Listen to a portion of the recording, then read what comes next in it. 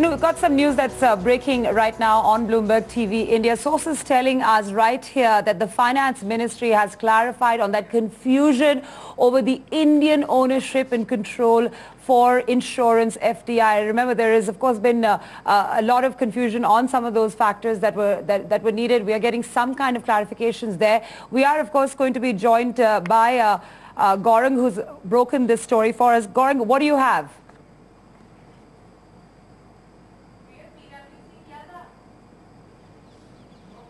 Okay, I'm going to come back to Gaurang in just a minute. I have Priyal Gulyani, who is, well, just a second. I have Gaurang with me. Gaurang, you broke that story. Give us the details on clarity of insurance FDI.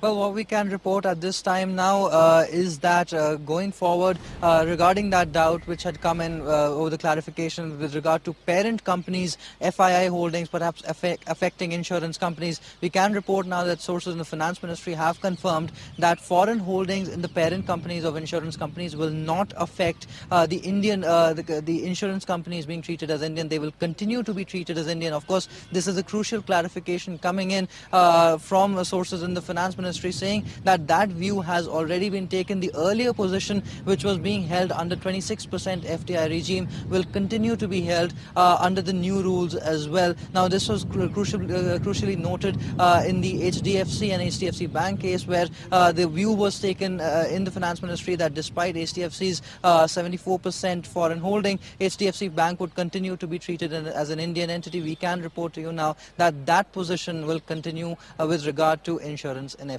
Back to you.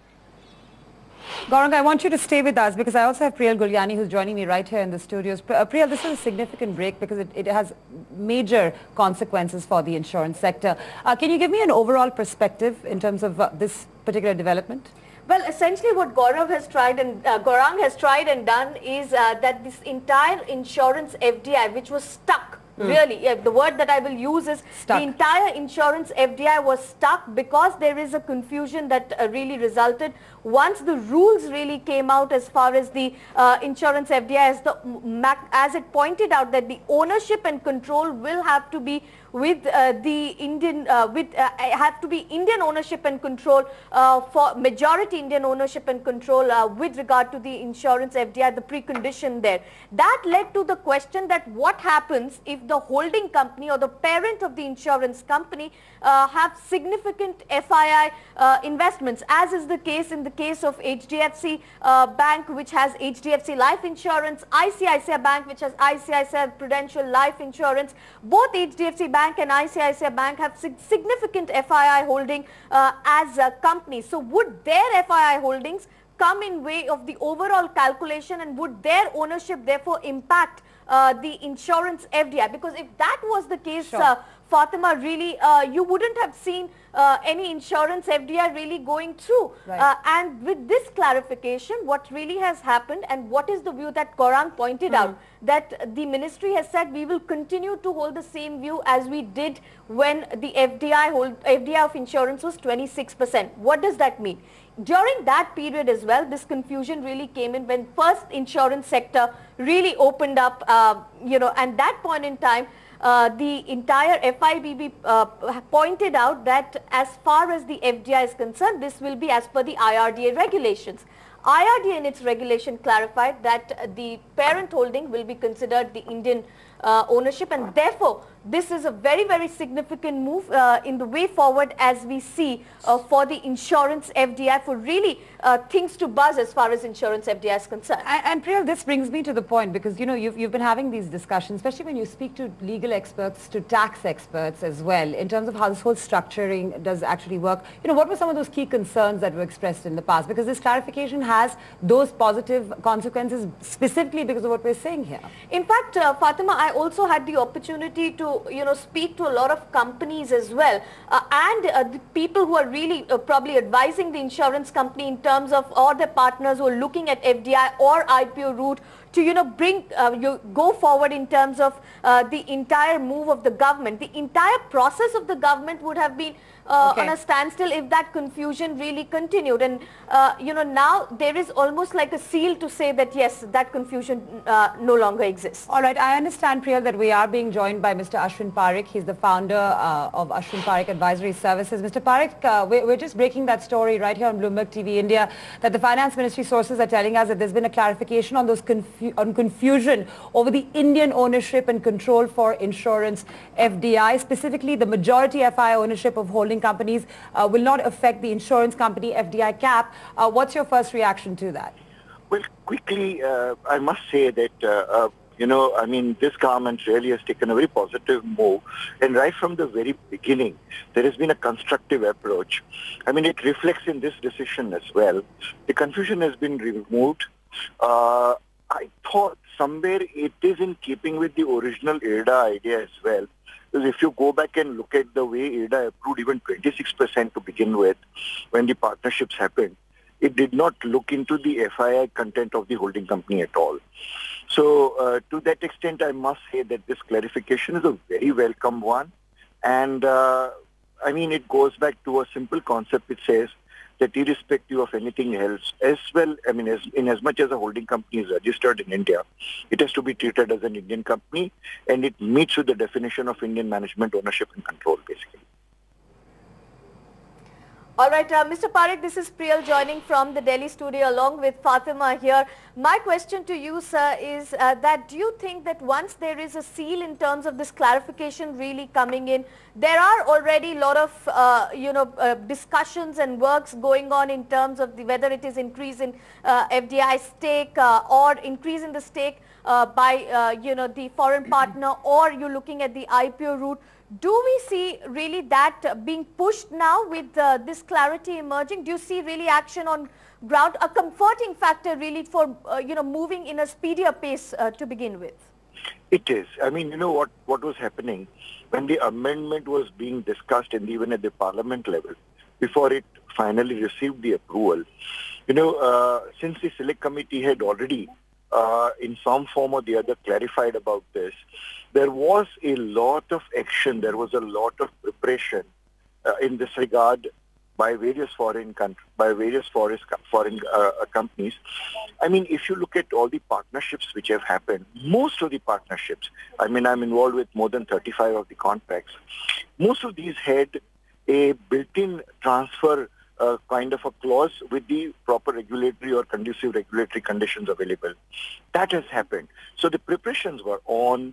Now, one last hurdle I would say, and that is in regards to the fair value definition of the RBI, because it may not perhaps consider the predetermined pricing, for the purpose of such a transfer of 23%. Once that hurdle is overcome, in a constructive manner, we are going to see a lot of action in this regard. All right, Mr. Parekh, please stay with us. We are also joined by Anish Thakkar, tax partner at EY. Anish, this is Priyal joining from the studio in New Delhi. I remember having a conversation with you earlier in terms of, when is this really clarity emerging? What we are picking up from our sources is that the government is very clear. The view that was held when 26% was there is the view that will be considered the foreign holding or the FII holding of the parent really will not come in the overall clarification. Your views in terms of what kind of a breather do you think it will bring to the table? Sure, Priyal. Firstly, let me caveat saying that I haven't really seen the text of the notification yet. And therefore, but presuming what you're saying is correct. Anish, it's a source-based, Anish. Yeah. Anish, I interrupt here to point out it's a source-based information that we have gathered exclusively from our finance ministry sources. So there is no text as yet, but we believe that the clarification, and this is what the intention of the government is. Right, and if I think that is the intention of the government and it gets translated into the fine print, then I think it's good news for the industry as a whole, because, clearly if the Indian joint venture partner has foreign holding in it, and that foreign holding is not going to be counted as indirect foreign direct investment, then clearly it is a boost for the industry, and it's a great plus. Mr. Thakur, this is Fatima Karan. I'm here in the studio with my colleague Priyal. We were earlier talking to Mr. Parekh, and he was talking about one last major hurdle when it comes to this entire scenario. What do you think are the next sort of key points that really have to be addressed to make, what we're discussing in terms of the eventualities in insurance to become a reality? Two points. One point would be, you don't only need to be owned, you also need to be controlled by the resident Indian entity. And now there is a definition of control, so that has been, I think, put to rest. The other issue is on the pricing, where you have to follow the pricing guidelines as per the Foreign Exchange Management Act. And that sometimes, can create a bit of a, I wouldn't say a challenge, but it will need some sort of a workaround, because there may have been a certain predetermined agreement between the joint venture partners to, say that, all right, we will dilute stake in a particular manner. And if the pricing guidelines don't necessarily result in that sort of, or the price as per the pricing guidelines doesn't kind of marry with that price, then there'll have to be some sort of a workaround on that. Mr. Parekh, I'd just like to come to you on that, because Mr. Thakur was really talking about, the control issue as well as pricing guidelines. What are your views going forward on that? Yeah, so I mean, there are a few things, which I suppose the industry may have to really tackle. One, of course, is the pricing issue, and it may not particularly be relevant in those cases where, in any case, the agreement envisaged the transfer at fair value. However, the second important hurdle that I am now going to see, is in regards to the IPO. You see, the Indian partner, after having offered 23% to the foreign partner, is then at 51%.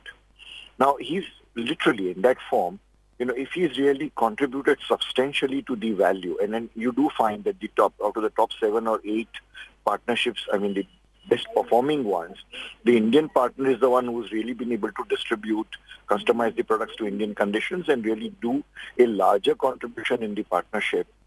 Now, in such a scenario, the extent to which he can dilute is very little or nothing. He will still want to keep his 51%. In which case, broad basing this equity at the market, at the capital market, becomes a challenge. Now, I suppose the regulations may not do much over here. Neither the policy or the government really have a play here. It's a company-to-company kind of a dialogue, where both the partners believe that they're prepared to offer, in proportion of 49 to 51, their own equity to the market. Then I suppose we may see some amount of that stock coming to the market. In other cases, we may virtually see a deadlock situation, All right, let me just get in one last comment from Anish here. Anish, we are right now talking about those companies which are looking the next step forward, whether it is increase of stake or the IPO. Help me understand, there are of course certain insurance companies which had significant, while the 26% partner, the foreign partners were at 26%, but they had a significant managing, they were managing the entire affairs of the companies as well. Given the kind of the framework that we are seeing of the insurance FDI, do you see that in those cases it will be far more trickier than what we see right now? I think the regulations are very clear, Priyal, that the company will, after one of the conditions that the FIPB will impose while permitting the stake, the foreign direct investment to go up from 26 to 49%, will be that the company is Indian managed and controlled. And, clearly, before a company decides to, up the foreign partner stake, right, that part of the process will have to be completed. So, from that perspective, anybody who does want to increase the foreign partner stake, or any foreign partner who wants to increase his stake, will have to, kind of make sure that the company is Indian management, is Indian managed and controlled. So I don't see any, kind of workaround or compromise on that. I would think that that would be certainly something that the Indian government will treat as being, as being final, I would think. Okay, all right. I just want to thank both Mr. Thakur and Mr. Parekh for having joined us on this news that was broken right here on Bloomberg TV India. Overall, really telling us that this is a very, crucial move. However, there are, of course, other hurdles that we have to look at, which includes control, pricing guidelines, and so on and so forth. Priya, just before I let you go, ultimately, we're trying to see money coming into the insurance sector, right? So, this kind of an announcement that we've seen today, together with the perspective that is given to us by our guests, what do you see happening now in the coming few months? Well, Fatima, as far as there are certain, it will depend a lot on a company-to-company basis, but there will be, of course, certain companies that will have a certain level of push forward, or like a speedier process, or pacing up the entire process in terms of this insurance FDI is coming. Remember, the insurance industry is one of the tough and is, of course, requires a whole lot of capital, and given that they do need money, and this is one of the crucial routes that they'll have to look at how it's all panned out, because we looked at almost 10 years for India to really raise, first of all, the FDI limit. Absolutely. Now you're looking at these moves that are coming in. Even our guests were sort of talking about how positive this messaging has been from the government. Just a little bit more, in terms of what was being discussed in the control dynamics there, Priya, the kind of issues that were raised, as well as the pricing guidelines, because that was a pretty valuable concern going forward. Control is going to be. Remember, when the entire insurance industry really opened up, Fatima, there were foreign, we needed that foreign expertise. We needed those actuarial abilities for that complex business to really run. And now, over the years, we've seen the insurance companies, the Indian partners, also being absolutely robust in terms of moving that forward. And in that regard, of course, what has happened over the years and what we are seeing over the years is that what happens now after 10 years, when a foreign partner is increasing a stake to 49%, but he cannot have any control. Right. So there is concerns to those at least who are strong foreign partners there. Of course. So that remains a concern as far as control is concerned. But anyway, small steps, and of course a large significant break coming right here on Bloomberg TV India. Priya, thanks so much for having joined us right here. Programming continues on Bloomberg TV India.